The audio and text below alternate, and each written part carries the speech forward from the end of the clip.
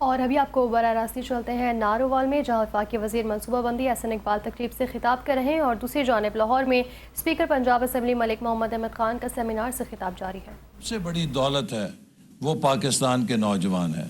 دنیا میں کم ملک ہیں جن کے پاس اتنی بڑی تعداد میں ینگ پاپولیشن موجود ہے، تو لہٰذا ہماری اڑان پاکستان کے تحت حکومت کی حکمت عملی کا بنیادی نقطہ یہ ہے کہ ہم ان نوجوانوں کو وہ صلاحیت دیں، وہ مواقع دیں کہ یہ اپنی توانائیوں سے، اپنی جدوجہد سے اور اپنے انٹرپرائز سے پاکستان کو دنیا کی صف اول کی معیشت بنا سکیں۔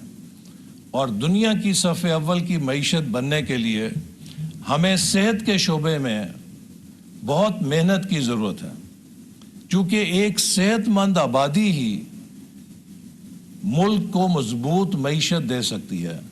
ایک ایسا ملک کہ جس کے اندر بیماریاں گھر ڈال دیں، وہ ملک کبھی وہ پیداواری صلاحیت نہیں لے سکتا جو کہ آج کی دنیا کے مقابلے میں ہمیں درکار ہیں۔